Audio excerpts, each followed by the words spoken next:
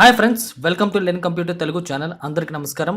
నా పేరు Mohan. So page maker tutorials లో ఈరోజు మీరు పార్ట్ 17 చూడబోతున్నారు. మనం ఎలిమెంట్ మెనూలో ఉండే డిఫరెంట్ ఆప్షన్స్ అన్ని కూడా తెలుసుకోబోతున్నాము. ప్రీవియస్ పార్ట్ చూడకపోయి ఉన్నట్లయితే వాటి తాలూకు లింక్స్ ఈ వీడియో కింద డిస్క్రిప్షన్లో మీకు లింక్స్ ఉంటుంది. అక్కడ క్లిక్ చేసుకుని మొత్తం పార్ట్స్ అన్ని చూడండి. విషయానికి వస్తే ఈరోజు టాపిక్ వచ్చేసి ఎలిమెంట్ మెనూలో fill, stroke, fill and stroke, frame, ఈ నాలుగింటి గురించి నేను ఎక్స్ప్లెయిన్ చేయబోతున్నాను. ఓకేనా? ఫస్ట్ది చూసుకున్నట్లయితే ఎలిమెంట్లోకి వెళ్ళి ఫిల్ ఆప్షన్ మనకి ఎలా ఉపయోగపడుతుంది.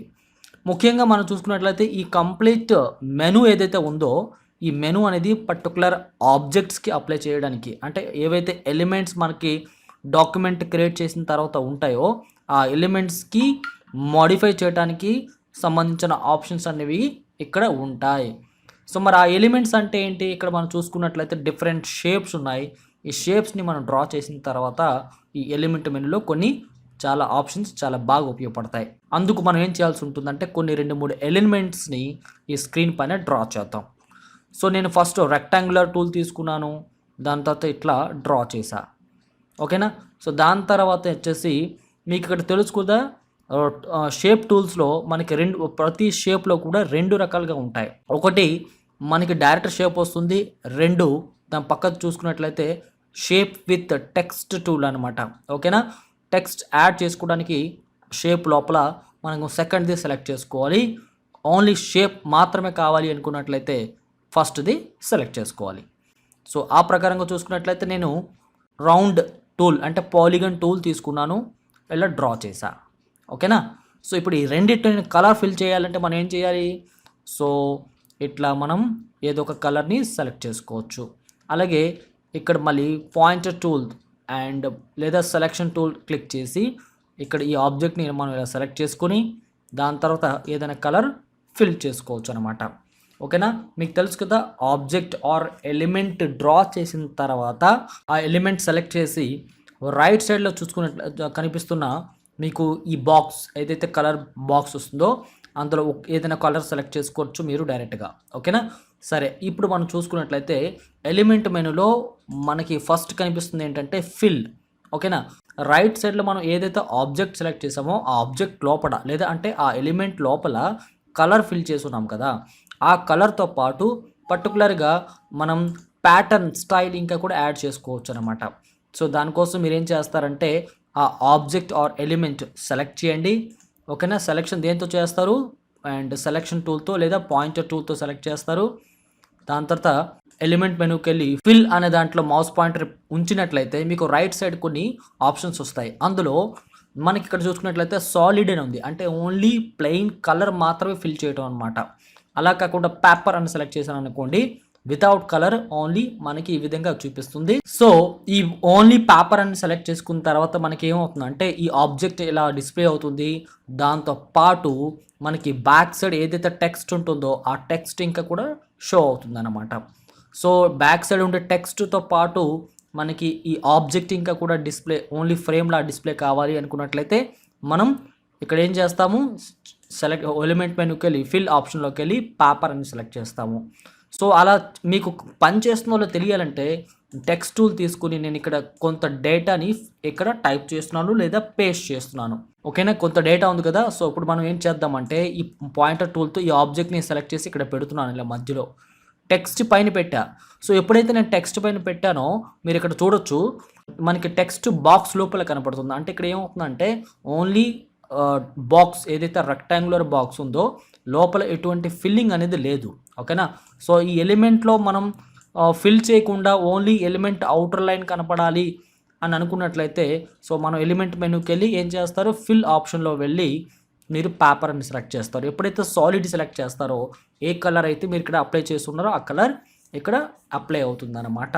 At the same time element మెనూకి వెళ్ళి ఫిల్ అనే ఆప్షన్లోకి వెళ్ళి ఇక్కడ ఏం సెలెక్ట్ చేస్తున్నా అంటే మరొక ప్యాటర్న్ సెలెక్ట్ చేస్తున్నాను. ఇక్కడ చూడండి గ్రిడ్ లైన్స్ లాగా వచ్చాయి.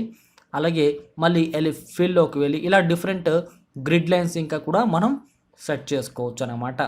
ఓకేనా? మనం ఎలిమెంట్ మెనూకి వెళ్ళి స్ట్రోక్ ఆప్షన్ కనుక వెళ్తే ఇక్కడ మీరు చూడండి, ఇక్కడ నన్ అని ఉంది. నన్ అంటే ఇక్కడ ఏమీ అవసరం లేదు అనమాట.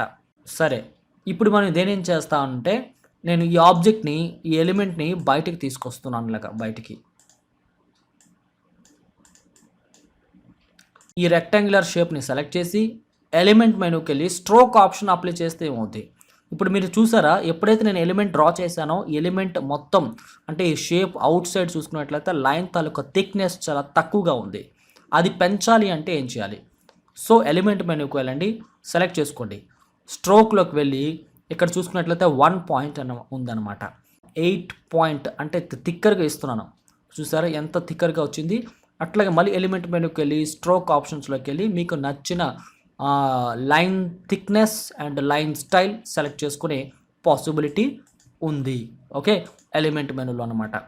సో స్ట్రోక్ ఆప్షన్లోకి వెళ్ళి మీరు ఇన్ని రకాల స్ట్రోక్ ఆప్షన్స్ అప్లై చేయొచ్చు. అట్ ది సేమ్ టైం వద్దు అనుకున్నట్లయితే నన్ ఆప్షన్ పని పెట్టుకున్నట్లయితే మీరు ఆ ఏదైతే ఆబ్జెక్ట్ ఉందో ఆ ఎలిమెంట్ని మీరు బార్డర్గా తీసేయచ్చు అనమాట. కాకపోతే ఇక్కడ ఏమవుతుందంటే ఈ ఎలిమెంట్ లోపల ఉన్నట్టే, కాకపోతే మనం ఏం చేస్తామంటే ఇక్కడ క్లిక్ చేసినట్లయితే అడ్జగా బార్డర్లో క్లిక్ చేసినట్లయితే మీకు ఈ విధంగా సెలెక్ట్ అవుతుంది.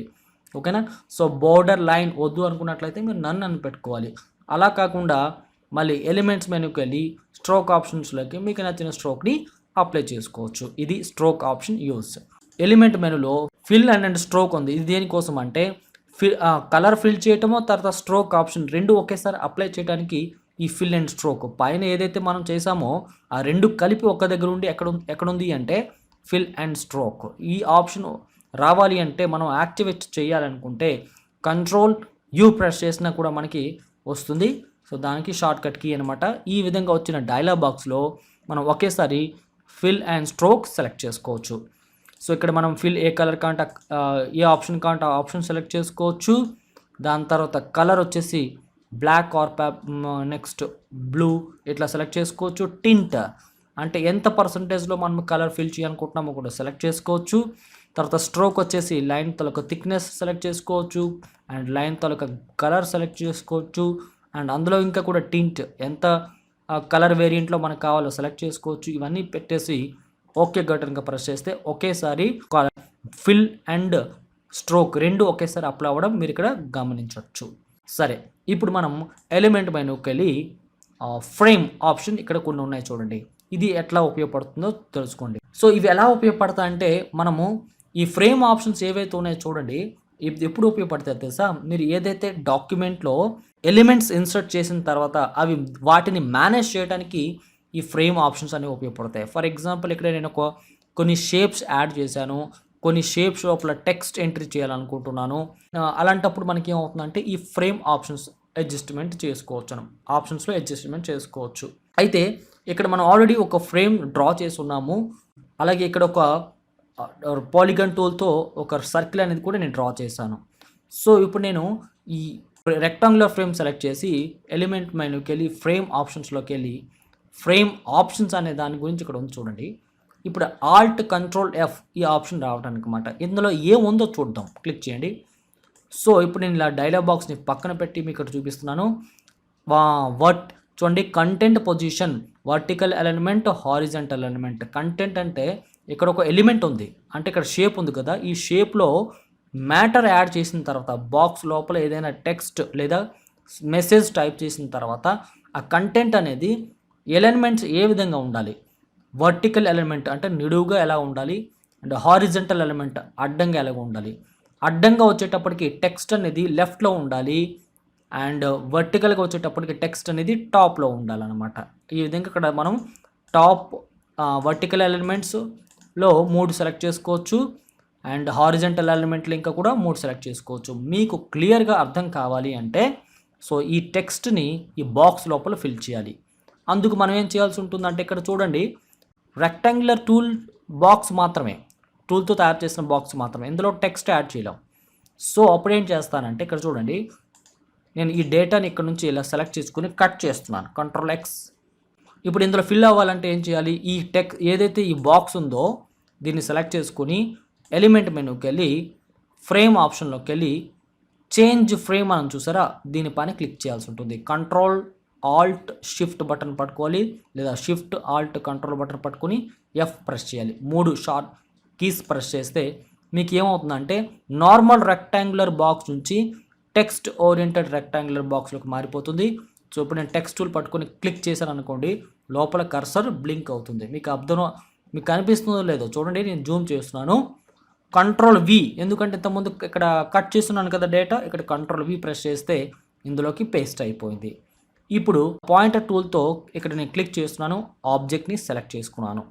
తర్వాత ఈ లోపల ఏవైతే గ్రిడ్ లైన్స్ ఉన్నాయో అవి నాకు తీసేయాలనుకుంటున్నాను కాబట్టి మళ్ళీ ఎలిమెంట్ మెనూకి వెళ్ళి చెప్పండి మీరు ఏం చేస్తారు, ఫిల్లోకి వెళ్ళి నార్మల్ సాలిడ్ కలర్ కానీ పేపర్ కానీ సెలెక్ట్ చేసుకోవచ్చు. ఓకేనా. సో నేను నన్ అని పెట్టేశాను, మొత్తం మీద ఎటువంటి ఫిల్లింగ్ అనేది లేదు. సరే ఇప్పుడు చూడండి, పొజిషన్ రెక్టాంగులర్ బాక్స్ ఉంది, దాంట్లో కంటెంట్ ఇంకా కూడా ఉంది. సో ఇప్పుడు ఈ కంటెంట్ అడ్జస్ట్మెంట్ చేయడానికి మనకి ఇంతకుముందు మనం ఫ్రేమ్ ఆప్షన్స్ అనేవి ఇక్కడ చూడొచ్చు.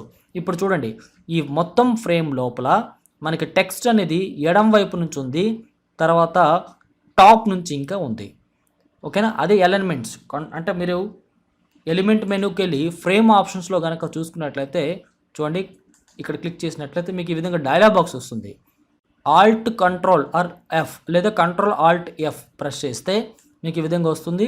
ఇందులో వెర్టికల్ ఎలిమెంట్లో నేను సెంటర్ ఇచ్చి ఓకే చేశాను అనుకోండి, చూసారా సెంటర్కి వచ్చిందనమాట టెక్స్ట్. ఈ విధంగా మీరు ఎలిమెంట్ సెట్ చేసుకోవచ్చు. అట్లాగే హారిజంటల్ ఎలిమెంట్ లెఫ్ట్లో ఉండాలా, సెంటర్లో ఉండాలా, రైట్లో ఉండాలా అనేది కూడా సెలెక్ట్ చేసుకోవచ్చు. దాని తర్వాత ఈ బాక్స్ లోపల ఏదైతే కంటెంట్ ఉందో దాని ఇండెంట్ ఇంకా కూడా సెట్ చేసుకోవచ్చు. టాప్ ఎంత మార్జిన్ ఉండాలి, అండ్ తర్వాత బాటమ్ ఎంత మార్జిన్ ఉండాలి, అండ్ లెఫ్ట్ ఎడం వైపున ఎంత గ్యాప్ ఉండాలి, రైట్ ఎంత గ్యాప్ ఇంచెస్ ఉండాలో ఇక్కడ మనం పర్టికులర్గా మెజర్మెంట్ మెన్షన్ చేయొచ్చు అనమాట. ఓకేనా. ఇది ఫ్రేమ్ ఆప్షన్స్, మీకు అర్థమైంది అనుకుంటున్నాను. మళ్ళీ ఎలిమెంట్ మెనూలో ఫ్రేమ్ ఆప్షన్స్లో మరికొన్ని చూసుకున్నట్లయితే ఇక్కడ చూడండి, సపరేట్ కంటెంట్ అని ఒక ఆప్షన్ ఉంది. ఇక్కడ అంటే ఏంటి, ప్రస్తుతానికి మనకి బాక్స్ ఉంది, అందులో కంటెంట్ ఇంకా కూడా ఉంది, రెండు కలిపి ఉన్నాయన్నమాట. ఇప్పుడు మనం ఏం చేయాల్సి అంటే బాక్స్ నుంచి కంటెంట్ని సపరేట్ చేసుకోవచ్చు. దానికి మీరు ఏం చేస్తారంటే కంట్రోల్ ఎఫ్ ప్రెస్ చేస్తే చూడండి, ఇప్పుడు నేను బయటికి తీసేసుకుంటున్నాను టెక్స్ట్ని, అండ్ బాక్స్ అయితే లోపల ఉండిపోయింది. ఈ విధంగా టెక్స్ట్ని మరియు బాక్స్ని సపరేట్ చేయడానికి ఆప్షన్ అయితే ఉపయోగపడింది. సో రెండు కలపాలనుకుంటే మనం ఎలిమెంట్ మెనూకి వెళ్ళి అండ్ ఫ్రేమ్ ఆప్షన్స్లోకి వెళ్ళి అటాచ్ కంటెంట్ ఉంటుంది కదా, దీన్ని మనం సెలెక్ట్ చేసుకోవాల్సి ఉంటుంది. అలాగే ఇక్కడ మనం టెక్స్ట్, ఈ ఫ్రేమ్ లోపల టెక్స్ట్ ఉంది కదా, ఈ టెక్స్ట్ అడ్జస్ట్మెంట్ ఎలిమెంట్స్ మార్చుకోవడానికి ఎలిమెంట్ మెనూకి వెళ్ళి ఫ్రేమ్ ఆప్షన్స్లో ఫ్రేమ్ ఆప్షన్స్ పైన క్లిక్ చేస్తే మీకు ఇక్కడ ఇంతకుముందు కొన్ని హైలైట్ అవ్వలేదు, బట్ ఇప్పుడు హైలైట్ అయ్యాయి చూడండి. సో మనం వర్టికల్ ఎలిమెంట్ సెలెక్ట్ చేసుకోవచ్చు, టాప్, సెంటర్, బాటమ్. అలాగే హారిజంటల్ ఎలిమెంట్ సెలెక్ట్ చేసుకోవచ్చు, లెఫ్ట్, సెంటర్, రైట్. ఓకేనా. నిలువుగా అండ్ అడ్డంగా సెట్ చేసుకోవడానికి టెక్స్ట్. అలాగే clip content to fit frame. So ఇప్పుడు మనము ఈ కంటెంట్ని ఈ ఫ్రేమ్ లోపల ఫిట్ చేయడానికి డిఫరెంట్ ఆప్షన్స్ అయితే 3 రకాలుగా ఇవ్వడం జరిగింది. వీటిలో మనం ఒక్కొక్కటి సెలెక్ట్ చేసుకొని మీరు అప్లై చేయొచ్చు. సో మనకి టెక్స్ట్ ఈ బాక్స్ నుంచి డేటా కంటెంట్ సపరేట్ చేయడానికి సపరేట్ కంటెంట్ ఆప్షన్ ఉంది, దానికి షార్ట్ కట్ కీ వచ్చేసి కంట్రోల్ ఎఫ్. ఓకేనా. సో ప్రస్తుతానికైతే డేటా అండ్ బాక్స్తో పాటు డేటా యాడ్ అయ్యి ఉంది, అటాచ్మెంట్ అయ్యి ఉంది.